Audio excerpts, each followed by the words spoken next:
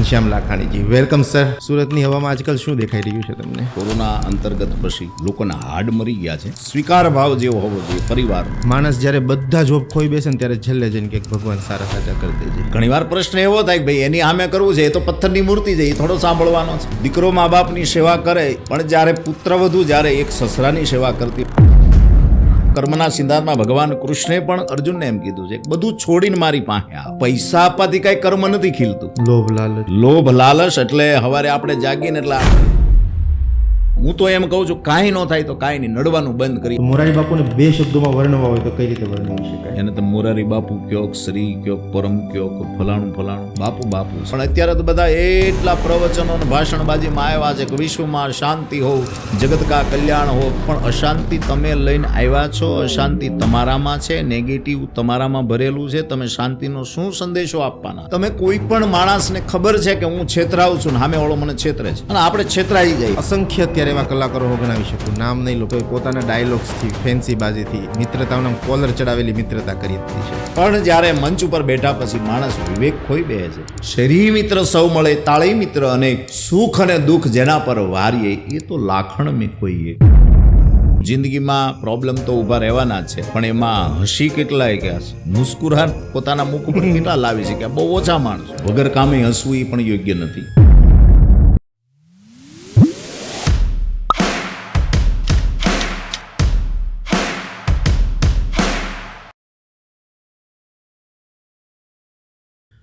ગુજરાતના એક એવા લોક સાહિત્યકાર કે છેલ્લા 4-5 દાયકાથી ગુજરાતની જનતાને પોતાની વાતો થકી હસાવી રહ્યા છે, પોતાની વાતો થકી રડાવી રહ્યા છે, અને પોતાના એવા ક્લોઝ ઓબ્ઝર્વેશનથી સમાજને પોતાની નવી નવી દિશાઓ દેખાડી રહ્યા છે. આજે આપણા સ્ટુડિયોમાં ઉપસ્થિત છે ઘનશ્યામ લાખાણીજી. વેલકમ સર, કેમ છો? બહુ મજા, બહુ મજા. સુરતમાં જ રહેવાનું છે તમારે? મારે રહેવાનું સુરત કતારગામમાં જ. હા, ઘણા સમય પછી મળવાનું થયું. બિલકુલ. સુરતની હવામાં આજકાલ શું દેખાઈ રહ્યું છે તમને? હવા તો એ નહીં, એ જ છે, વિચારો બદલતા જાય છે. કઈ ટાઈપના વિચારો તમને નેગેટિવ લાગે છે કે પોઝિટિવ લાગે છે? નહીં, આમાં 50-50 મને દેખાય છે. ત્યારનું થોડુંક વાતાવરણ એવું છે કે કોરોના અંતર્ગત પછી લોકોના હાડ મરી ગયા છે. હૈયા જે ખુલવા જોઈએ એ હૈયા મરી ગયા. અચ્છા. કારણ કે કોઈ પ્રતિષ્ઠા પાછળ, કોઈ ધન સંપદા પાછળ એટલી દોટ મૂકી છે, અને દોટ હોવી જોઈએ. એમાં કંઈ આપણે કોઈ વૈરાગી કે કોઈ એ નથી કે આપણે એ જરૂર ન પડે, પણ એટલી બધી જરૂર ન હોવી જોઈએ કે તમે તમારું બધું ચૂકી જાઓ અને જરૂર પડે. બહુ ઊંડી વાત કરી તમે, હૈયાવાળી વાત જે કરી છે. લોકો પોતાના અત્યારે સમય ફક્ત ને ફક્ત પૈસા પાછળ લગાવી રહ્યા છે, પોતાના કરિયર પાછળ લગાવી રહ્યા છે. એક સમય એવો પણ આવી રહ્યું છે કે અત્યારે દેખાઈ રહ્યું છે કે લોકો પોતાનો પરિવાર પણ ચૂકી રહ્યા છે. બિલકુલ બિલકુલ. ઘણા એવા 100 ઘરને ખોળીએ છીએ ત્યારે એમાંથી 20 વ્યવસ્થિત લાગે છે.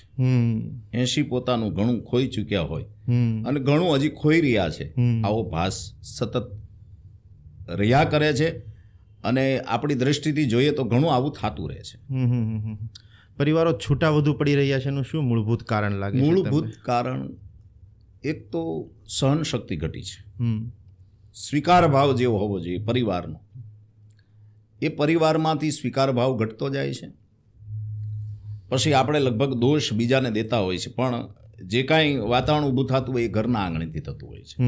ઘરના સંસ્કાર, પછી દીકરો હોય, દીકરી હોય કે પુત્રવધુ હોય, કોઈ પણ હોય, દીકરો મા બાપની સેવા કરે, એ તો એ બહુ જાણીતી વાત છે ને. પણ જ્યારે પુત્રવધુ જ્યારે એક સસરાની સેવા કરતી હોય ત્યારે માનવું કે તમારું પુણ્યનો ઉદય થયો છે. કે બીજા ઘરેથી આવેલી દીકરી પોતાનો બાપ સમજીને પોતાની સાસુની, પોતાના સસરાની સેવા કરે ત્યારે માની લેજો કે પુણ્યનો ઉદય થયો છે. પછી તમારી આગળ પૈસા હોય કે ન હોય, દીકરો અથવા તો દીકરી તો સેવા કરશે જ, પણ જ્યારે પુત્રવધુ તમારી સેવા કરવા મળે ત્યારે માનવું કે પુણ્યનો ઉદય થયો છે. આ સહન શક્તિ હવે ઘટતી જાય છે. જે ધીરજતા હોવી જોઈએ એ ધીરજ બધી માણસની ત્રુટી લાગતી છે. કારણ કે હું તો બહુ ગામડામાં પણ રહ્યો છું, એટલે મને ખબર છે કે એક ઘરે 2 સંતાન અથવા તો 5 સંતાન હોય તો એ મા બાપ ઉછેરીને કેટલા આમ રળિયામણા કરીને મોટા કરીને એને વરાવે, પરણાવે, પોતાને સ્થિરતા આપે, પોતાને આમ એટલા રૂડા રૂપાળા કરી અને પોતાના પુત્રના પારણા હિંચકાવતી એ બુઢી માવું હજી ગ્રામીણ વિસ્તારમાં આપણે નજર કરીએ છીએ, પણ જ્યારે શહેરી જીવનમાં આવીએ છીએ ત્યારે કાંઈક થોડું અજુગતું એટલા માટે લાગે છે કે હવની એક દોડ છે જુદી જુદી, હવના એક મનોરથ લઈને હવ નીકળ્યા છે, પણ એ દોડમાં પોતાના વિવેક, પોતાની બુદ્ધિ, પોતાનું જે કાંઈ હોય બળ, એ બધું માણસ એક બાજુ મૂકી અને કંઈક બીજા રસ્તે દોડતો હોય એવું મને થોડું થોડું લાગે. એમાં કેટલા અંશે આપણે પણ હોઈ શકીએ, એવું નથી કે બીજાનું જ લાગે. ઘણીવાર બહુ અંતર્મુખ થઈને આપણે જોઈએ તો આપણને પણ ઘણીવાર લાગે કે આ રસ્તો કરતાં ઓલો રસ્તો બહુ સારો હતો, તો એ રસ્તા સ્વીકારવા જ રહ્યા પછી. આજે આપણે આખા જિંદગીના સફરની વાત કરવી છે કે જિંદગી કેવી હોય, જિંદગીમાં કેવા પાસાઓ આવે અને શું અડચણો આવે. જિંદગીની શરૂઆત મારે એક બે લાઈનો મેં લખી છે એનાથી કરવી છે જી કે જન્મથી મૃત્યુ એક સફર છે. બિલકુલ. ક્યારેક શાંત તો ક્યારેક પ્રચંડ લહેર છે.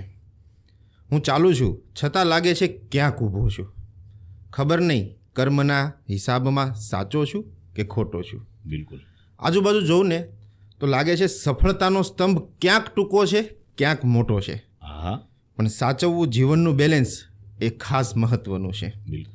વિશ્વાસ સાથે દરેક પાયાને મજબૂત બનાવું છું અને હરેક સંજોગમાં સહજતાથી જીવું છું. બિલકુલ. મારે આખા જીવનને આવરવું છે, જીવનને સમજવું છે. તો શરૂઆત હું ત્યાંથી કરીશ કે કર્મ પાસે ન કાગળ છે ન કિતાબ છે, છતાંય આખા જગતનો હિસાબ છે. હિસાબ રાખે છે. બહુ આના પર શું કહેવું છે તમારું? કર્મ છે ને એ આપણા મહાપુરુષો, આપણા શાસ્ત્રો પણ એમ કહે છે કે કર્મ એવું કરો કે તમને સુકૂન મળે. આખા ગામમાં કાંટા પાથરેલા હોય, ગોખરું પાથરેલા હોય, અથવા તો કોઈ ખીલી ઝીણી ઝીણી નાખી દીધી હોય, 10,000 માણસની વસ્તીનું ગામડું હોય, તો તમે 10,000ને બૂટ ચંપલ નહીં લઈ શકો, આખા ગામમાં જાજમ નહીં પાથરી શકો, પણ 5 ઘર એવા હશે કે જેની પાછળ પહેલેથી જ બૂટ ચંપલ નથી, તો એવા વ્યક્તિને તમે પણ પગમાં પહેરાવી શકો. આ એક મારું તમારું એક કર્મ છે. હવે વાત રહી કર્મના સિદ્ધાંતની, તો કર્મના સિદ્ધાંતમાં ભગવાન કૃષ્ણે પણ અર્જુનને એમ કીધું છે બધું છોડીને મારી પાસે આવ. બધું છોડવું એટલે ઘર બહારની વાત નથી થઈ, તમારું રાજ્ય છોડવાની વાત નથી થઈ, તમારા મનમાં જે હાલે છે ઉથલ પાથલ, લોભ લાલચ. લોભ લાલચ એટલે સવારે આપણે જાગીને એટલે આપણે એક માણસ બહુ મોટું પ્રાણી છે, અને માણસ આપણે વિચાર કરીએ કે આજે હાર કોના ગળામાં પહેરાવો બુદ્ધિપૂર્વક, અને એની પાસેથી કઈ રીતે લઈ લેવું કરતાં આપવામાં જે માને ને એ બહુ મહાન છે. અને રહી વાત કર્મની, તો કર્મનો સિદ્ધાંત એમ કહે છે કે બોરડી વાવશો તો બોર મળશે, આંબલી વાવશો તો કાતરા મળશે, શેરડી વાવશો તો રસ મળશે. શું વાવવું છે એના ઉપર આધારિત છે. બચપનથી માંડીને યુવાની માંડીને ગઢપણ સુધીમાં શું કેટલું ક્યાં ક્યાં વાવેતર કર્યું ને એ છેલ્લે હિસાબ આપવો પડે. ભલે અત્યારે નહીં સમજાય મને કે તમને કોઈને, જગતના કોઈ પણ માણસને આ સમજાતું નથી. એમાં હું પણ આવી ગયો. મારી જાતને ઘણીવાર હું મૂકું તો હું એમ માનું કે મેં આજ આખા દિવસમાં કયું સારું કર્મ કર્યું, અથવા તો મને સમજણ આવી પછી મેં સારા કામ કેટલા કર્યા. આ પણ એક કર્મ છે. કોઈનું આંસુ લૂસવું એ પણ એક કર્મ છે, પણ પડાવવું એ કર્મ નથી. કારણ કે પડાવવાવાળા ઘણાય મળશે, લૂસવાવાળા બહુ ઓછા મળશે. એટલે આખા જગતમાં તમે દૃષ્ટિ કરો ને તો મને એવું લાગે છે કે જે માવતરે આપણને આ જગતમાં રમતા મૂક્યા છે એનું કંઈક કર્મ તો હશે ને, કે આવા સંતાનો, આવા દીકરા દીકરી મારા આંગણામાં આવે અને એનો ઉછેર થાય અને એ મોટા થાય અને એ લાયકાત પ્રમાણે જીવે. કોઈ પણ બાપ જ્યારે પોતાના પુત્રને સંબોધીને વાત કરતો હોય, કોઈ પણ બાપ જ્યારે પોતાની દીકરીને સંબોધીને વાત કરતો હોય, કોઈ પણ પતિ જ્યારે પોતાની પત્નીને સંબોધીને વાત કરતો હોય, ત્યારે એ વાતમાં કેટલું સૌમ્ય છે, કેટલો વિવેક છે, કેટલી બુદ્ધિ છે, કેટલું હૃદય બળે છે, કેટલું માનચિંતન બળે છે. આ પણ એક કર્મ છે. કર્મની વાત આમ છે ને, આપણે ઘણીવાર એમ કહીએ છીએ કે આ તમે 5 લાખ આપી દો એટલે બહુ મોટું કર્મ કર્યું. ના, એ વસ્તુને હું બહુ પ્રાધાન્ય આપતો નથી એટલા માટે કે પૈસા આપવાથી કાંઈ કર્મ નથી ખીલતું, પ્રતિષ્ઠા મળી ગયા પછી કાંઈ કર્મ નથી ખીલતું. પણ તમે આપીને નીકળી જાઓ છો ને એને યાદ નથી કરતા કે મેં એટલું આપ્યું છે, આ બહુ મોટું કર્મ છે. તો આવા કર્મવાદી બહુ ઓછા છે. તકતીવાદી વધી ગયા છે. તકતીવાદીથી તમારો શું મતલબ તકતીવાદી વધી ગયા છે. કર્મવાદી બહુ ઓછા છે. અને જેની પાછળ છે એ આપે છે. એવા ઘણા વ્યક્તિઓ છે જે આપીને ભૂલી જાય છે. નેકી કર દરિયામાં. હા, કારણ કે કર્મના સિદ્ધાંતમાં ભગવાન કૃષ્ણએ ગોપીઓને પણ વલણમાં લીધી, અર્જુનને પણ કીધું કે તમે એટલું કરશો તો તમને આ પ્રાપ્ત થશે. એટલું કરશો એટલે કેટલું કરશો? આપણા ઘરમાં કોઈ પણ મા બેટી અથવા તો પત્ની રસોઈ બનાવતી હોય તેને ખબર હોય કે ભાઈ ભાખરી બનાવી છે તો એટલું મીઠું નાખો એટલે એની મીઠાશ એટલી રહે, રોટલામાં એટલું મીઠું નાખો તો એટલી મીઠાશ રહે. કોઈ પણ સબ્જી બનાવે ને ત્યારે એ કંઈ પૂછીને પતિ નથી નાખતી કે હું 1 ચમચી હળદર નાખું ને 2 ચમચી મરચું નાખું ને એટલા રાઈના દાણા નાખું. એ માને પોતાને ખબર છે, એ દીકરીને ખબર છે કે એટલું નાખીશ એટલે સ્વાદિષ્ટ થશે. એમ જ્યારે આપણને ખબર પડવા મળે ને કે હું આવું જીવીશ ત્યારે ઈશ્વર મારી નોંધ લે. આ મોટું કર્મ છે. વાહ. એટલે કર્મના સિદ્ધાંતમાં બહુ આગળ વધીએ ને તો હું તો એમ કહું છું કાંઈ ન થાય તો કાંઈ નહીં, નડવાનું બંધ કરી. આનાથી મોટું બીજું કોઈ કર્મ નથી. કર્મ જ કરવું છે તો બીજાને નડવાનું આપણે બંધ કરી દઈએ. પોતાની જિંદગી જીવી. પોતાની જિંદગી જેટલી મનસુખી ઈશ્વરે તમને આપણને. અને આપણે ત્યાં શાસ્ત્રોમાં અને મહાપુરુષોએ જો વર્ષો નથી ગણ્યા, યાદ રાખજો. આ તો વર્ષો તો આપણે ગણીએ છીએ હવે કે અમે એટલા વર્ષના થયા ને એટલા વર્ષ પછી આમ થશે ને એટલા. આપણે ત્યાં શ્વાસની ગણતરી થઈ છે. 21,600 ને કાળ ખાશે આવું મા ગંગા સતી પોતાની વાણીમાં કહી ગયા છે કે એટલા શ્વાસ. એટલે જ્યારે જન્મ થાય ને ત્યારે શ્વાસ કેટલા લેવાના છે એ નિર્ધારિત હોય છે કે એટલા શ્વાસ તમે લેશો, એટલા શ્વાસ પૂરા કરશો એટલે પાછું જતું રહેવાનું છે. અમારે ત્યાં અમારા આંગણામાં પાછું તમારે આવી જવાનું છે. એટલે કદાચ મહાપુરુષોએ કર્મ માથે ભાર એટલા માટે મૂક્યો છે. આપણા વડીલોએ પણ કર્મ માથે એટલા માટે ભાર મૂક્યો છે. થાય તો સારું કરજો દિવસમાં, બસ કોઈનું નબળું ક્યારેય વિચારશો નહીં. કારણ કે મનથી નબળું વિચારશો એ પણ એક કર્મ છે, મનથી કોઈનું સારું કરશો એ પણ એક કર્મ છે. તો નબળું શું કામ વિચારવું? મન આપણું છે. કોકના પ્રત્યે સારો વિચાર કરી, હારી આપવાની ભાવના રાખી, આ પણ એક ઉમદા કાર્ય છે. તમે નબળાઈની વાત કરી એટલે કદાચ ઘરે કંઈ નથી, ખીચામાં કંઈ નથી, મનમાં કંઈ નથી, પણ જ્યારે તમે રોડ પર ચાલો ને ખાલી મોઢા ઉપર સ્મિત હોય ને તો એ સ્મિત બહુ મોટો ફરક લાવી શકતું હોય. એક હાસ્ય માણસને છે ને ક્યાંથી ક્યાં પહોંચાડી દે છે. તમે જુઓ, એક મુસ્કાન, નાનું એવું બાળક રડતું હોય ને ખાલી તમે એની આમે કાલી ગેલી ભાષામાં આમ થોડાક મલકો ને તો એ બાળક થોડી વાર તો એ રોતું શાંત થઈ જાય. તો આ એક મુસ્કાન આધારિત છે. મુસ્કુરાવવું જોઈએ. જિંદગીમાં પ્રોબ્લેમ તો ઊભા રહેવાના જ છે, પણ એમાં હસી કેટલાય ગયા છે, મુસ્કુરાટ પોતાના મુખ ઉપર કેટલા લાવી છે કે બહુ ઓછા માણસો. આની પર જ મારે આગલો સવાલ તમને એક પૂછવો છે કે સ્મિત એક એવો વળાંક છે કે જે ઘણા મુશ્કેલ કામ સીધા કરી શકે. તો જિંદગીની અંદર જ્યારે આપણે મુશ્કેલી અનુભવતા હોઈએ એવી સ્થિતિની અંદર હંમેશા હસતું રહેવું કેટલું જરૂરી અને કઈ રીતે કરી શકાય? જો હું તો આ લગભગ 42 વર્ષ આ ફિલ્ડમાં હું છું એટલે મને ખબર છે કે બધે એક સરખું નથી હોતું, પણ હસવાના ઠેકાણા હોય. હા, ક્યાં હસવું, કેમ હસવું, કેટલું હસવું, વગર કામે હસવું એ પણ યોગ્ય નથી. પણ મને એટલી ખબર પડે કોકને દુઃખી જોઈને આપણે હસીએ તો એ નેગેટિવ છે, પણ કોકનું સુખ જોઈ અને તમે હાસ્ય પ્રદાન કરો કે વાહ હજી ઈશ્વર તને અધિક આપે, અધિક આપે, એટલે આપણા અહોભાવ છે ને. કારણ કે હાસ્ય બહુ મોટી થેરાપી છે. હા, દુઃખ ગમે એટલું હોય પણ માણસના મોઢાનું મુસ્કાન જ્યારે છીનવાઈ જાય છે ને ત્યારે સંપત્તિ, સંપદા, ઓળખાણ્યું, જાણ, પીછાણ આ કાંઈ કશું કામ નથી આવતું. એક માણાનું મોઢું હસતો ચહેરો જોઈ અને માણા એટલો રાજી થાય કે વાહ, ગમે એટલી પરિસ્થિતિ ગંભીર બને પણ મોઢાનું હાસ્ય ક્યારેય જવું ન જોઈએ. એક એવી વાત છે કે નિમિત્ત નાનું અને નુકસાન મોટું, એનું નામ છે ક્રોધ.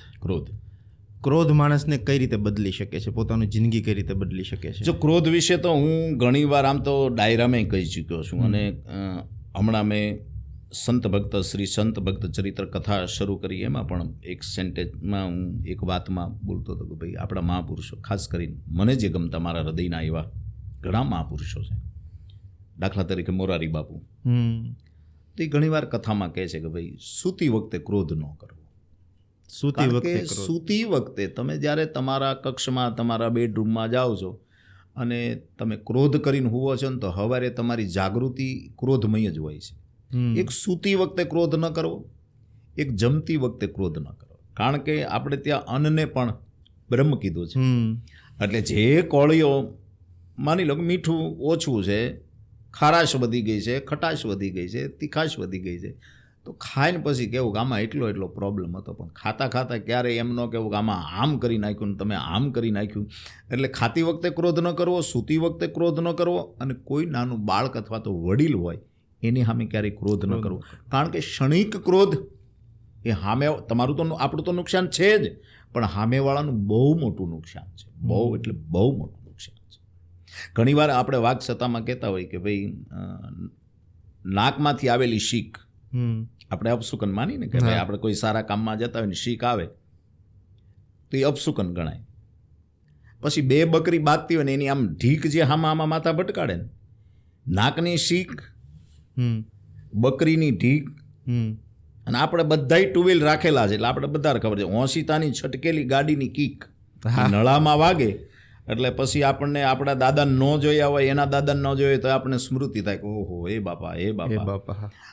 શીખ, ઢીક, કીક અને પરણેલાઓને પત્નીની બીક છે સામાન્ય, પણ હકીકત સામાન્ય નથી હો.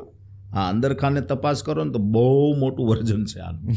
કારણ કે આજે એટલી બીક ને શીખ ને ઢીક ને આમ સામાન્ય લાગે, સામાન્ય શબ્દો આવ સામાન્ય છે, પણ એ જેની અનુભવ્યું છે એને જઈને કોક પૂછો કે હકીકત શું છે આમાં, તો કે દીકરાનો સંબંધ કરવા જતા હતા ને ફલાણા ભાઈ શીખ ખાધી એટલે દીકરાનો સંબંધ ન થયો, અને અમે વાડીના રસ્તે નીકળ્યા ને 2 બકરી બાતી હતી, હામામી અમને એમ લાગે આગળ માથા ફાડી નાખશે, પણ માથા ફાટ્યા નહીં. પછી જેને ગાડીની કી કઢી હોય એને કોકને પૂછજો કે ભાઈ તને કેટલી મિલેટ તમર ચડેલી, અને એ તમરમાં તે કેટલા ભગવાનને યાદ કર્યા અથવા તો તારી પેઢીના કેટલા નામ યાદ કર્યા. બીજું, ઘરે ગયા પછી ઘણા બીવે છે એવું નથી, અને બીવું જોઈએ ને. ઘરવાળીની બીક એ હંમેશા શું કામ કે એ અન્નપૂર્ણા છે, એટલે જે હવની સામે વાત કરો એવી હવની સામે તમે ન કરી શકો. આ બહુ સીધી વાત છે. એટલે આ બધા તારણ કાઢીને આ લોકભાષા ડાયરાની છે, પણ ડાયરાની ભાષામાં ઘણીવાર આપણે છે ને, હું ઘણીવાર કહું કે ભાઈ આપણે ઘણું આપણે ચૂકી જતા હોય છે, કારણ કે આપણે પરિપૂર્ણ નથી. આપણે કાંઈ બ્રહ્માએ આપણને બ્રહ્મે મોકલ્યા છે, એનો અંશ અવતાર છે, પણ આપણે પરિપૂર્ણ નથી. ક્યાંક તો આપણી ક્ષતિ રહેવાની. માટે ક્રોધ ન કરો.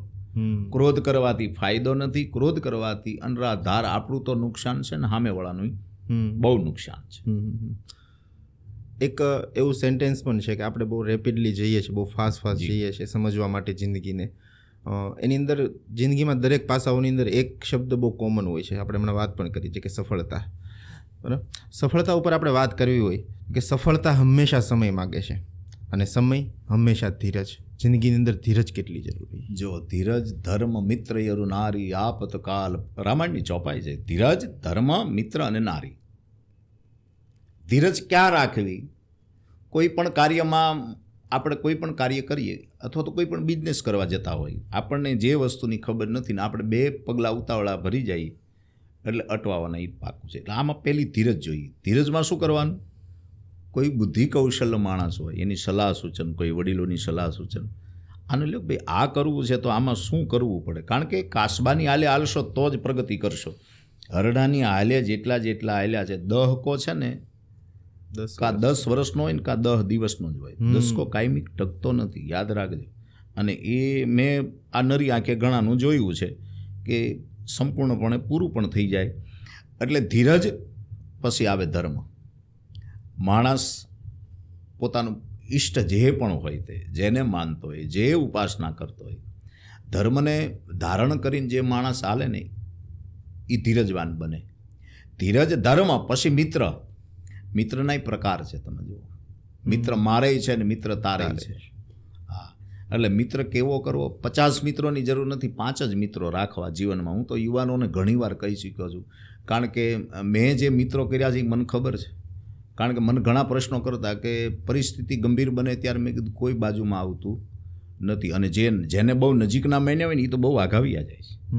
હા, એટલે મિત્ર મારે છે અને મિત્ર તારે છે. એટલે એવી મિત્રતાના દાવાઈ કોઈ દી ન કરવા કે આ ફલાણા અમારા મિત્ર છે ના એ તો સમય હોય ત્યારે બધા સાળું પકડીને આવે છે ને સમય તમારો પૂરો થઈ જાય એટલે સાળું તમારી મૂકી દેવાના. આ બહુ સીધી અને નરું સત્ય છે. ખોટું લાગે તો લાગે, પણ સત્ય છે એ પાકું છે. કારણ કે તમારો સમય હોય ત્યારે જ તમારી સાળું પકડી હોય, તમારો સમય પૂરો થઈ જાય એટલે સાળું મૂકીને બીજાની સાળું પકડવા જાય. એટલે મિત્રમાં 3 પ્રકાર છે. તમે જુઓ, એક ચપ્પલ જેવો હોય. ચપ્પલ તમે આમ ચોમાસામાં નીકળો એટલે ચપ્પલ પહેરી નીકળો એટલે આપણને એમ થાય કે આપણો પગનું તળિયું બગડે નહીં, પણ એ ચપ્પલ છે ને એ એની પાણીથી આમ આમ આમ જે ઊંચું થતું હોય ને તો એ તમારા ઠેઠ માથાના વાળ સુધી પાછળથી બગાડે.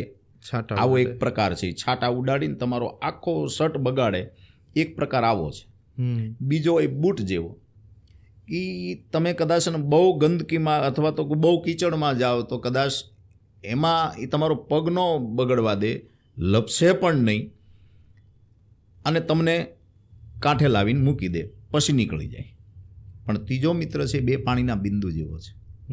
2 પાણીના બિંદુને ભેગા કરો ને પછી કયું અસ્તિત્વ ક્યાં હતું ને ખબર ના પડે. એનું સંશોધન કરો તોય મળે નહીં. મિત્રતા આવા માણસો હારે હોવી જોઈએ. તમે અહીં ખાલી એટલું કરો અને સામેવાળાને ખબર પડી જાય કે કાંઈક પ્રોબ્લેમ છે, વગર ભાષાએ વગર વાતચીતે જેને ખબર પડી જાય ને આ મિત્ર. પણ આવા બહુ જૂજ ઓછા હોય છે. કારણ કે લોકસાહિત્યનો એક દુહો છે કે શેરી મિત્ર સૌ મળે, તાળી મિત્ર અનેક. શેરીમાં બધા મિત્રો જ હોય છે. એમાં આજે આપણે એ બેઠા હોય ચોકમાં તો એમાં તાળી મારવાવાળા ઘણા મિત્રો મળી જાય, તાળી મારી નીકળી જાય. શેરી મિત્ર સૌ મળે, તાળી મિત્ર અનેક. સુખ અને દુઃખ જેના પર વારીએ એ તો લાખણ મેં કોઈ એક. જેના પર સુખની વાતું, આપણા દુઃખની વાતું, આપણા હૃદયની વાતું એકાદા મિત્રના કાંધે આમ માથું મૂકી અને કહીએ કે એવા હોમાંથી એકાદો મિત્ર મળે. એટલે સુખ અને દુઃખ આ બેનો સમન્વય છે. જેના પર વારીએ એવો લાખણમાં એક. એટલે મિત્રતા ક્યાં કરવી, કેમ કરવી, કઈ રીતે કરવી. હા, તમે જો મોહપાશથી કરશો કોઈની યારે મિત્રતા, અથવા તો એને જાળમાં ફસાવાથી કે લેવાની વૃત્તિથી મિત્રતા કરશો તો એ લાંબુ નપશે નહીં.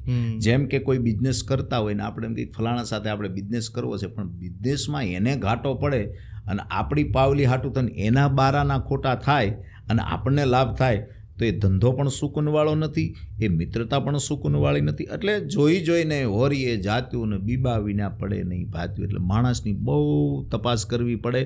સફળતા રાતોરાત નથી મળતી, આ એક નક્કી રાખવું. કારણ કે સફળ થવા માટે કેટલા પ્રયાસો કરવા પડ્યા. ઉંમર લાયક થઈ જવાય છે, લાયક બનવા માટે તો બહુ પ્રયાસ કરવો પડે.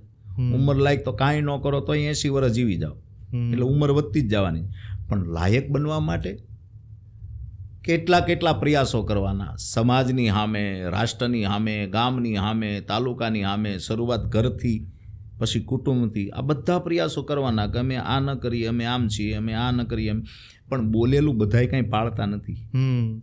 એટલે આપણે એમ કહીએ ને કે ફલાણા તો એ ફલાણા જ હોય છે અને ફલાણાની રીતે જ હોય છે. આપણે નામ શું કામ દેવું, ખાલી જગ્યા પૂરતા જાય ને. એટલે સફળતા એ રાતોરાત નથી મળતી. અને જેટલા સફળ મહાપુરુષો થયા છે એના કંઈક ઇતિહાસ જુદા છે. આ વાહ અને તાલીથી બધું થાય છે એ કોઈ સફળતા નથી. એ તો એક મનોરંજનના પાઠમાં આવે છે. બરોબર છે કે ભાઈ એટલા સુધી અહીં સુધી પહોંચ્યા છો ને તમે આ કર્યું છે. તમે અહીંયા વાત કરી કે કોકના તમારા 25 પૈસા કમાવા માટે કોકના પૈસા ના બગાડી દેવાય, બરાબર છે. તો એની માટે જ આગલી વાત આપણી છે જી કે તમે શતરંજના ગમે તેટલા મોટા ખેલાડીઓ, બિલકુલ, પણ એક સીધા વ્યક્તિ સાથે કરેલો દગો તમારી બરબાદીના રસ્તા ખોલી દેતો હોય છે. બિલકુલ. તમે કોઈ પણ માણસને ખબર છે કે હું છેતરાવું છું ને સામેવાળો મને છેતરે છે અને આપણે છેતરાઈ જાય, હાલો ખબર છે કે મને છેતરી જ જવાનો છે, આ બધું હડપ કરી જવાનો છે, બધું લઈ લેવાનો, છતાં તમે એની સામે કાંઈ ન બોલો. એ તમે કાંઈ નથી બોલતા, પણ ઈશ્વર એની નોંધ લેવાનો છે. કારણ કે એ પાછું કર્મનો સિદ્ધાંત આવ્યો, એ મૂકશે નહીં, છેલ્લે એના ખાટલા સુધી એને પહોંચાડશે, એ પાકું છે. અને આવી ઘણી જૂજ વાતો એવી બને છે કે સામેવાળો તમને આપણને ખબર જ હોય કે એ છેતરી જ જવાનો છે, આ લઈ જ લેવાનું છે. આ બધી વૃત્તિ એને મનોમન નક્કી જ કર્યું હોય કે આની હાથે આ જ કરવું છે, આની સાથે આમ જ કરવું છે. તમે કશું ના બોલો, દાંત કાઢતા બધું આપી દો, ઈશ્વર એની નોંધ લે છે. તમને થોડુંક કષ્ટ પડશે, થોડુંક દુઃખ પડશે, પણ એ કષ્ટમાં તમારો વિજય થાય એ પાકું છે. એટલે લેવાની વૃત્તિ કરતાં દેવાની મનોભાવના જેની હશે એનું ઈશ્વર કોઈ દે ખાલી જગ્યા રહેવા દેતો નથી. એનું આપણે આપણી જૂની ભાષા છે ને એનું અભરે ભરે છે. અભરે એટલે એના કદાચ 8 પેઢી સુધી એનું વળતર ઈશ્વર પછી તો વળતર ઈશ્વર આપે છે. સામેવાળો તમને વળતર નહીં આપી, કારણ કે એ તો બેઠો છે છેતરવા તમને, એની વૃત્તિ જ છે લેવાની. એટલા માટે આ બધા કર્મના સિદ્ધાંતોને લાગુ પડતા પંચભૂતનો આ દેહ છે. એકાદું ભૂત નીકળી જાય ને પછી કોઈનું અહીંયા અસ્તિત્વ નથી. કોઈ પણ મોટામાં મોટો આ વિશ્વનો માણા હોય, એકવાર માલપાથી આ ભૂત નીકળી ગયું એટલે હારે લઈ જવાની કોઈ સુવિધા નથી. કાં વાપરી નાખો કાં આપી દો, બે જ સુવિધા નક્કી છે. છતાં આપણે સવારથી સાંજ સુધી હાઈવે એટલા માટે કરીએ છીએ કે હજી આમાં નકર જોઈએ છીએ કેટલા 3 કોળિયા જ, આ બોડીને 3 કોળિયા જ જોઈએ છે. પણ છતાં કેટલા કોળિયા હાટું કેટલાના ગળા કાપીએ છીએ સાંજ પડે આપણે. એક 3 કોળિયા હાટું કેટલાને રંજાડીએ છીએ, કેટલા હારે ખોટું કરીએ છીએ, કેટલા કાવા દાવા કરીએ છીએ. આ બધું જો બંધ થાય ને તો આ વિશ્વને રામ રાજ્ય કરવામાં સહેજ પણ વાર નથી. પણ આ નહીં થાય, કારણ કે શરૂઆત આપણે વિશ્વ શાંતિની કરી છે ને, પણ ગૃહ શાંતિથી થાય ને તો વિશ્વમાં શાંતિ થાય. ગૃહ શાંતિ થાય પછી ઘરમાં શાંતિ થાય, પછી નગરમાં થાય, પછી તાલુકામાં થાય, પછી જિલ્લામાં થાય, પછી રાષ્ટ્રની વાત કરીએ તો વાંધો નથી. પણ અત્યારે તો બધા એટલા પ્રવચનો અને ભાષણબાજીમાં આવ્યા છે કે વિશ્વમાં શાંતિ હો, જગત કા કલ્યાણ હો. પણ અશાંતિ તમે લઈને આવ્યા છો, અશાંતિ તમારામાં છે, નેગેટિવ તમારામાં ભરેલું છે. તમે શાંતિનો શું સંદેશો આપવાના છો? એટલે બહુ અઘરું છે.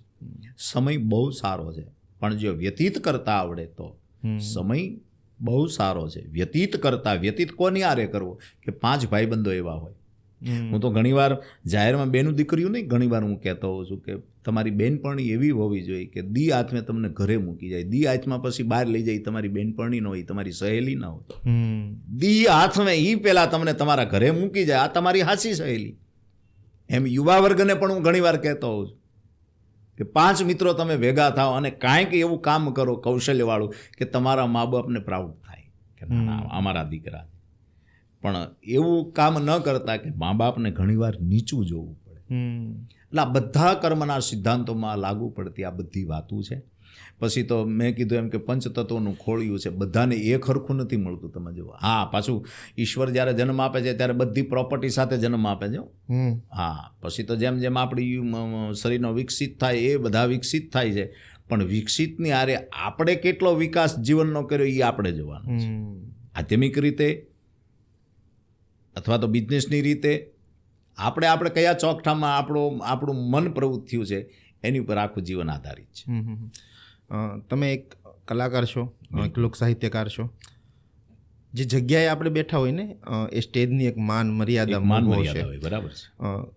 અસંખ્ય અત્યારે એવા કલાકારો હું ગણાવી શકું, નામ નહીં લો પણ અસંખ્ય એવા કલાકારો ગણાવી શકું કે જો આપણે મિત્રતાની વાત કરતા હતા તો એ પોતાના ડાયલોગ્સથી, ફેન્સીબાજીથી મિત્રતાઓના કોલર ચડાવેલી મિત્રતા કરી દીધી છે. આવા કલાકારો માટે શું કહેવું છે? એ તો આમાં હવનું જુદું જુદું છે ને, કારણ કે આમાં હવનું હાલે છે. મરચાવાળો મરચાં વેચી નાખે, ભાજીવાળો ભાજી વેચી નાખે, મૂળાવાળો મૂળા વેચી નાખે, ટમેટાવાળો ટમેટા વેચી નાખે. હવ લારીઓ લઈને નીકળ્યા છે અને હવ લારીનો હવ માલ વેચે છે. અને પાછો આ માલ બધો હેઠો છે, પોતાનો નથી. પણ મને એટલી ખબર પડે કે સરસ્વતીનું સ્થાન છે ને એ શોભાયમાનું હોવું જોઈએ. જ્યારે વાણી છે એ ઈશ્વરની કૃપાની અનુકંપા છે. ઈશ્વરે આ બધું આપ્યું છે. વાણી વેચાતી નથી મળતી, વાણી આપણે વેચીએ છીએ. વેચવાની વાત મહાપુરુષોએ કરી, પણ હવે બધી એક ઘર ચલાવવા માટે આ બધા અને હોવું જોઈએ. આપણે એમ નથી કહેતા કે આપણે એમાંથી બાકાત છીએ, આપણે પણ એમાં જ છીએ, હું પણ એમાં જ છું. પણ જ્યારે મંચ ઉપર બેઠા પછી માણસ વિવેક ખોઈ બે છે. કારણ કે રાતે બોલો છો એટલું દિવસે પાળો છો તો તમે કહેવાને લાયક છો. આ બહુ સીધી વાત છે. અને જેવા દિવસે રખડો છો એવા જ રાતે તમે દેખાવ છો તો તમે બીજાને કહી શકો. બસ આટલો જ સંદેશો. એને એટલા સંદેશામાં સમજદાર કો ઈશારા કાફી એની ઘોડે છે આ બધું. સમાજ આ ભીડની વાત થઈ કે જ્યારે આવા કાર્યક્રમો થતા હોય ત્યારે બહુ બધી ભીડ આવતી હોય. આ ભીડની અંદર એક વાત એવી પણ નીકળે કે ઉગતા સૂરજની સામે કોઈની આંખ નથી ખુલતી, પણ ડૂબતા સૂરજની સામે જોવા માટે ને આખું ટોળું ઊભું થઈ જાય છે. આ ટોળા આ ભેડચાલને કઈ રીતે સમજવી? હવે આમાં તો શું છે કે જો ઉગતો સૂરજ હોય ને એ આમ તો હવાનો સૂર્ય છે ને એ બાળ સ્વરૂપ હોય છે, એની સામે તમે આંખ ઉઘાડી પણ રાખી શકો, પણ બપોરનો મધ્ય છે ને એ યુવાવસ્થામાં છે, સાંજ છે ને એ પ્રૌઢ છે. પ્રોઢ છે. એટલે તો આપણે ત્યાં વાત કહેવામાં આવી છે કે ભાઈ ભાઈબંધી કરવી તો કોઈ પ્રૌઢ માણસ સાથે કરવી. વડોવડીના જ્યારે વ્યક્તિઓ ભેગા થાય છે ને ત્યારે વિચાર હરખો નથી રહેતો, પણ કોઈ તમારાથી વડીલ અથવા તો તમારાથી કોઈ નાનો આપણાથી ભેગો થાય તો એકબીજાના વિચારો આપણને ગમે, પણ હરખેરખા. અને આપણે બહુ સીધી વાત છે ને કે 5 માણા જ્યારે વાત કરતા હોય ને ત્યારે હૃદયથી થતી હોય, તમે જો બુદ્ધિથી થતી હોય, પણ એની જગ્યાએ 50 માણાનું ટોળું ભેગું થાય ને એટલે બળથી વાત થાય. હા, બળથી વાત થાય, કારણ કે 5 બેઠા છે એ બુદ્ધિથી વાત કરે છે અને 50 ભેગા થયા એ બળથી વાત કરે. એટલે કોઈ પણ જ્યારે મિત્રતા અથવા તો કોઈ પણ સલાહ સૂચન લેવી ત્યારે તમારે પ્રૌઢ વ્યક્તિ જે અમાપ થઈ અને બેઠો હોય, એનું કોઈ માપ ન હોય, કે એને બધા હારા મોળા બધાય ચોમાસા જોયા હોય, સુખના દુઃખના બધાય ભાર વેઠીને એ માણસ બેઠો હોય, અને એની પાછળથી જે તમને હાડ મળશે ને, તમને સલાહ સૂચન મળશે ને, એવું બીજા આગળ નહીં મળે. તમારા ઘરના વડીલો એકચ્યુઅલી એની વાત તો આપણે સાંભળવી નથી. બિલકુલ. હવે આપણે ટોપિકથી થોડુંક ધર્મ ઉપર જવું છે. બિલકુલ. બરાબર. આપણે વાત કરીએ જેણે આ દુનિયા બનાવી, જેણે આ સંસાર બનાવ્યો, તમને બનાવ્યા, મને બનાવ્યા, હાડમાસ બનાવ્યું, એવા ઈશ્વરની વાત કરવી છે. તો ઈશ્વર દુનિયાનો સૌથી મોંઘો વેદ છે. આપણે કંઈક ફાઇલ ચાર્જ આ ડૉક્ટર 25,000 લે, 50,000 લે, પણ જ્યારે એની લાકડી ચાલે ને ત્યારે કોઈ ડૉક્ટરનું પણ ન ચાલે. હા, તો ઈશ્વર દુનિયાનો સૌથી મોટો વેદ છે અને પ્રાર્થના દુનિયાની સૌથી વધુ અસરકારક દવા. બિલકુલ. માણસ જ્યારે બધા જોબ ખોઈ બેસે ને ત્યારે છેલ્લે જઈને કે ભગવાન સારા સાચા કરી દેજે. ઈશ્વરને કઈ રૂપમાં સમજી શકાય ને ઈશ્વરને મારે સમજવું હોય તો શું કહી શકાય? આ બધા અનુભવની વાતો છે કે જ્યારે કોઈ પણ કષ્ટ પડે ને, કોઈ પણ દુઃખ, અને માણા માત્ર દુઃખ લઈને આવે છે. સુખી સંપન્ન આપણે જે સમજીએ છીએ બહુ સુખી છે એ અંદરથી બહુ દુઃખી હોય છે. એવું નહીં માની લેવાનું કે આ બહુ સુખ એટલું છે, એટલી ધન સંપદા ભરી છે તો આ બહુ સુખી માણા હશે. માલપાતી ક્યાંક ઝીણો ઝીણો અંકુર દુઃખનો ફૂટતો હોય. પણ જેમ તમે કીધું એમ કે પ્રાર્થના છે ને એ બહુ મોટું બળ છે. ઈશ્વરની નજીક જવા માટે પ્રાર્થના સિવાય કંઈ હોતું નથી. અને હું તો ત્યાં સુધી એમ કહું છું કે દુઃખની વાતો કોઈ નજીક નાન કરવી એની કરતાં એની સામે કરો ને. હા, તો ઘણીવાર પ્રશ્ન એવો થાય કે ભાઈ એની સામે કરવું છે, એ તો પથ્થરની મૂર્તિ છે, એ થોડો સાંભળવાનો છે. તો પથ્થરની મૂર્તિ આપણું સાંભળે ક્યારે? મનમાંથી કાઢી નાખો કે પથ્થરની મૂર્તિ છે. કારણ કે તમામ પ્રકૃતિમાં, તમામ ઓલામાં ભળેલો ઈશ્વર છે. પછી વૃક્ષ હોય, પશુ પંખીથી માંડીને તમામ વસ્તુ. આપણે માણસ જ એક સત્વગુણી છીએ કે જે વિચારીએ કે છે. કૂતરું ભણતું એથી કાંઈ વિચારી નથી એક તો મારે કેટલું ભણવું. આ બહુ સીધી વાત છે.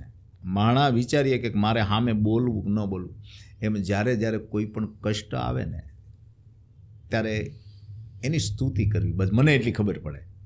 કારણ કે મને અનુભવ થઈ ગયેલો છે કે એક સમય એવો હતો કે હું થોડોક ઝાંખો પડ્યો અને સારા જેની હારે ખૂબ મેં સ્ટ્રગલ કરેલી એવા વડીલોને મિત્રોને હું મળ્યો, પણ છેલ્લે કાગબાપુ યાદ આવ્યા. છેલ્લે શૂન્ય તણો સરવાળો, ગુણતા ભાંગતા બાકી મેલતા આખો ભવ મેં કાઢ્યો. અને છેલ્લે જેને હું બહુ હૃદયથી જેની સ્તુતિ કરું છું એવી જગદંબાને મેં સ્તુતિ મારી રીતે, અને હું એમાં જેટલો દ્રઢ બન્યો, ઊભો રહી એક એવું ક્ષમતાવાળો બન્યો. બાકી તમે કોકને કહેવા જાઓ એટલે તમને ક્યાંના ક્યાંય નાખી દે. અને એક વાત તમે દુઃખની અથવા તો કંઈક બીજી વાત કરશો ને તો એ 3જા ઠેકાણે કે 4થા ઠેકાણે કે 5મા ઠેકાણે કે. એટલે કોઈને કાંઈ કહેવું એની કરતાં પરમાત્માના શરણે જઈ અને જે કાંઈ મનની વાત હોય ને એ પરમાત્માને કહેવી. સ્તુતિ પ્રાર્થના સિવાય બહુ મોટું કોઈ બળ નથી. ઈશ્વરને જોયો નથી, અનુભવની વસ્તુ છે કે આપણને અનુભવ થાય કે હું આજ ઘરેથી નીકળ્યો ત્યારે એને વંદન કરીને નીકળવા, હું તારો દીકરો છું ને હું બહાર જાઉં છું, અને સાંજે જઈ ત્યારે પાછું કહેવાનું આવી ગયો છું ને મારું એટલું કામ હતું એમાંથી 2 કામ થયા છે, 3 બાકી છે, કાલે જરીક તું જોઈ લેજે બસ. હા, કારણ કે એક હું તારો અંશ છું, તું મારો બાપ છો, તું મારો પરમાત્મા છો, તું મારો કરતા હરતા છો. હું કોકને કહું એની કરતાં હું તને ન કહું, હું કોકની આગળ આહુડું પાડવા જાઉં એની કરતાં 2 આહુડા તારા શરણે ન પાડી લઉં. આવી ભાવના હશે એટલે આપણી દ્રઢતા વધશે, આપણું મનોબળ વધશે, આપણું આત્મબળ વધશે. એટલે લોકોને કહેવું એની કરતાં લોકનાયકને કહેવું મને એટલી ખબર પડે. આજનું યુવાધન નાની નાની વાતોમાં ડિસપોઇન્ટ થઈ જાવ છે. તમે એક વાત કરી, જો તમે કમ્ફર્ટેબલ હોય તો તમે શેર પ્લીઝ કરજો, કે જ્યારે બહુ ખરાબ સમય માણસ જિંદગીની અંદર ફીલ કરતો, તમે એક બહુ મોટા ડિઝાસ્ટરમાંથી બહાર આવીને ફરીથી આ પોઝિશન ઉપર પહોંચ્યા છો, તો એમ કહેવાય કે હું ઊભો નથી રહ્યો, હું થાક્યો છું. હા, ચોક્કસ થાક્યો છું, પણ અત્યારે ઊભો નથી રહ્યો. બરાબર, મારી જિંદગીની ગાડી છે, આ ધીમે ધીમે આગળ વધી રહી છે. હું કંઈક એક લેવલ પર હતો, ત્યાંથી મને થોડુંક એક દુઃખ અનુભવવાનો સમય આવ્યો અને ફરીથી એક લેવલ પર પહોંચીશ. તો જે આ પોઝિટિવિટીની જે સાયકલ છે, ઉપરથી નીચે ને નીચેથી ફરીથી ઉપર જવાની, આ જર્ની કેવી હોય? જર્નીનો બહુ આમ તો છે ને, જો આપણે ત્યાં વડીલો એમ કહેતા કે ભાઈ તમને કંઈક થોડું ઘણું મળ્યું હોય તો ગામના પાદરમાં એક પરબ બનાવો, એકાદું તળાવ બનાવો,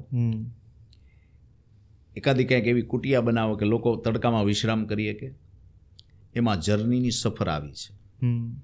જ્યારે તમારો સમય હોય ને ત્યારે અમુક બીજ વાવવા, હા, કોકને સુકૂન મળે એવા, બહુ મોટી વાત છે. અને એ સમય આપણો જ્યારે ખરાબ આવશે ત્યારે એ જ આપણને આશરો આપશે. આ બહુ પાકું છે. એક નાની એવી જ વાત છે કે આપેલું કોઈ દે જાતું નથી અને માંગેલું કોઈ દે રહેતું નથી. તમે કેટલા બીજ વાવ્યા છે રસ્તામાં, એ જ તમને ઉપયોગી થવાના છે. બાકી માગીને બીજ વાવશો ને, એ કોઈ દે તમને છાંયો. આ તો તાળી જેવું છે કે તાળનું ઝાડ આપણા ખોરડામાં આપણા આંગણે વાવીએ અને એનો પડછાયો ત્રીજા ડેલે પડે તો ત્રીજા ડેલે આપણે ખાટલા લઈને ન જવાય કે અમારા વૃક્ષનો છાંયો તમારા ડેલે આવે છે તો અમને ખાટલો અહીં મૂકવા દો, નહીં. એટલે વાવવાનું કામ આપણે કરવાનું. અને જર્ની તો આખી છે ને સિક્કાની 2 બાજુ છે. દુઃખ નહીં આવે તો તમને સુખનો અહેસાસ નહીં થાય, નકરું જો સુખ આવશે તો તમને દુઃખ શું છે એ ખબર નથી પડવાની. એટલે આ 2 ઈશ્વર 2 વસ્તુ સૌમ્ય રાખે છે, 2 સિક્કાની 2 બાજુ રાખે છે. પણ દુઃખમાં કોઈ દી ડગવું નહીં અને સુખમાં કોઈ દી ચકવું નહીં. એટલો નિશ્ચય જેનામાં આવી જાય ને એનામાં દ્રઢતા આવી જાય. અને કોઈની આગળ બને ક્યાં સુધી આમ ન કરવું, કારણ કે આમ કરવા જાઓ ને એટલે એ તમને નમાવ્યા વિના છૂટક્યો જ નથી. એ તમને નથી આપવાના હારો વિચારે તેથી તમને નહીં આપે. ધન સંપદા તો એક બાજુ રહી એની, પણ એ તમને હારો વિચારે નહીં આપે ને હારું મોઢું નહીં આપે અને હારા વેણે નહીં આપે. આ કડવું સત્ય છે અને એ મેં અનુભવેલું છે, એ પાકું છે. તમે હવે વાત કરીને આમાં મારી પાસે એક બહુ મસ્ત સવાલ છે આના વિશે જ, તે કે પાંદડાને એકવાર ડાળીને પૂછ્યું કે મારો ભાર લાગે છે તને? ડાળીએ કહ્યું જ્યાં ભાવ હોય ને ત્યાં ભાર ન હોય. એટલે તો આપણા મહાપુરુષો એમ કહે છે કે વૃક્ષ જ્યારે વાવો છો ને ત્યારે એના મૂળિયામાં પાણીનું સિંચન કરજો, પાંદડે નહીં. મૂળિયું જો તમારું હરખું રહેશે તો થડ બંધાશે, અને થડ બંધાશે તો પાન આવશે. પાન આવ્યા પછી વૃક્ષ કયું વાવ્યું છે એની ઉપર એની રીતના એ ફળ લાગશે અને એ ફળ તમને ખાવા મળશે. પણ મૂળિયું હજળ હશે તો, એટલે મૂળિયું એટલે આપણા સંસ્કાર હજળ છે. સુખમાં લોકો ટેન્શનમાં આવી જાય ને એમ દુઃખમાં આવી જાય એટલે ન કરવાનું કરવા મળે, ન કરવાનું આ તે ફલાણું, તો એમ દુઃખ વયું જવાનું છે. એમ કોઈ દિવસ એમ તમે કોઈ પણ વસ્તુમાં ગરકાવ થઈ જાવ તો એનાથી દુઃખ થોડું આઘું ભાગવાનું છે. દુઃખની સામે દ્રઢતાનો સામનો કરો કે આવ્યું છે તો હવે એમાંથી કયો માર્ગ મારે લેવો. હું આ માર્ગ લઈશ તો દુઃખ આખું જાય, તો મને સુખ સંપદા મળશે. આવા માર્ગ ગોતવાના, નાસીપાસ નહીં થવા. અને જેટલા એમાં નાસીપાસ થયા છે તો છેલ્લે કાં તો એની મરવાની વૃત્તિ થઈ, અથવા તો એ ભાગી ગયા, અથવા તો અકારણે એનું મૃત્યુ થયું. બીજું કોઈ કારણ હોતું નથી. એટલે સુખમાં ચકી ન જવું અને દુઃખમાં ડગી ન જવું. ઘણીવાર આ વાત જો એક વસ્તુ પાકી રાખજો, કોઈને આપવા માટે ગાળ અને જ્ઞાન આપવામાં બહુ રાજીપો હોય, પણ સ્વીકાર ભાવ આવે ને ત્યારે બહુ અઘરું થાય. કોઈ આપણને જ્ઞાનની ચર્ચા કરતો હોય ને તો આપણને એમ થાય કે હશે હવે આવું થોડું હોય. કોઈ ગાળ આપે તોય આપણને એમ થાય ને, કારણ કે આપવું એ બહુ સહેલું છે, પણ જ્યારે ખાવાનો વખત આવે ને ત્યારે બહુ અઘરું પડે. કોઈ ગાળ આપી જાય, કોઈ જ્ઞાન આપી જાય તો આપણને પચે નહીં, આપણે આપી શકીએ. એટલે આ પચાવવાની ક્રિયા છે ને એ પણ એક પરમાત્મા કરે છે. હવે જીવતા મા બાપને એક ચમચી રોટલી ઉપર ઘી ન નાખ્યું હોય અને મૃત્યુ થાય ને ત્યારે બબે કિલો ઘી સોંપડીને પછી એને આપણે અગ્નિદાહ દઈએ છીએ, તો આ સત્ય કેટલું છે ખાલી વિચારવાનું છે કે જીવતા એક ચમચી પણ એની રોટલી ઉપર આપણે ઘી નથી નાખ્યું અને મૃત્યુની એની બોડી પડી છે, એનું આ પંચતત્વનું ખોળિયું ખાલી થઈ ગયું છે અને એ બોડીને આપણે બબે કિલો ઘી ચોપડીએ છીએ, તો એ સત્ય કેટલું છે કે જીવતા થાય એ સત્ય છે કે આ અત્યારે ચોપડીએ છીએ એ સત્ય છે. બસ એટલું જો આપણને વિચાર આવે ને તો એ જીવનમાં ઘણું આપણું અહિત થતું અટકી જાય, એ પાકું છે. વૃદ્ધાશ્રમ તો એક એવી વસ્તુ છે કે આપણા સમાજની નબળી માનસિકતા દેખાડે, ના બનવા જોઈએ, બને છે બહુ જરૂરી છે. કેમ કે ઘણા એવા ગરડા છે કે જેમને પોતાની માટે જગ્યાઓ નથી હોતી, રોડે રજળવું પડતું હોય છે. હમણાં મોરારી બાપુની એક બહુ સરસ કથા થઈ, બહુ સરસ થીમ ઉપર, વૃદ્ધાશ્રમો માટે રાજકોટની અંદર. મોરારી બાપુ માટે મેં ઘણું બધું સાંભળ્યું છે, જાણ્યું છે, જોયું છે, અને તમે તો બહુ નજીકથી એમને ઓળખ્યા છે. તો મોરારી બાપુને 2 શબ્દોમાં વર્ણવા હોય તો કઈ રીતે વર્ણવી શકાય? બાપુ છે. એને તમે મોરારી બાપુ કયો, શ્રી કયો, પરમ કયો, ફલાણું બાપુ છે. અને એક જ બાપુ એવા છે કે જેની મર મેં કોઈ દી તાહડો નથી જોયો. વાત એટલી જો જગત માની લે ને તો એમાં બધા ધર્મો આવી જાય, બધા સંપ્રદાયો આવી જાય. આપણે કોઈની ટીકા ટિપ્પણી કરવાના કોઈ પ્રયાસ નથી કરતા, પણ બાપુ છે બસ. એ તો જેની બહુ નજીકથી જેને જાણ્યા છે, અનુભવ્યા છે, એને જ ખબર છે. બાપુ છે. પછી એને તમે મોરારી બાપુ લગાડો કે પરમ પૂજ્ય લગાડો, રાષ્ટ્રીય સંત લગાડો, એને કાંઈ બિરુદની કોઈ એની કોઈ વસ્તુ, એ કારણે સત્ય, પ્રેમ અને કરુણા ત્રણની વહેંચણી કરે છે. કોઈ દે યાચના કરી નથી, આપવાની જ વાતું કરે છે. બાપુ છે બસ. ઘનશ્યામભાઈ, તમારી સાથે આજે વાતો કરી અને ખૂબ મજા આવી. તમારા પહાડી અવાજની અંદર આ બધી વાતો અમને સાંભળવા મળી. બિલકુલ. થેન્ક યુ સો મચ કે તમે CM શોમાં આવ્યા અને ખૂબ જ્ઞાનવર્ધક વાતો. ખૂબ રાજીપો મને બોલાવી અને એટલો વાર્તાલાપ આપણે કર્યો, એનો ખૂબ મને પણ રાજીપો છે. કારણ કે આવી ગોષ્ઠી બહુ જૂજ માણસો આરે અમારી થતી હોય છે. બાકી તો મેં કીધું ને કે ડાયરા થતા હોય બધું એ તો એક ઠીક છે, એક મંચના કાર્યક્રમો છે. પણ આવા વિચારોના અંતર્ગત આપણે તો બહુ ઓછા માણસોને મળતા, એટલે મારો પણ ખૂબ રાજીપો અને ખૂબ જ આનંદ આવ્યો. ખૂબ થેન્ક યુ.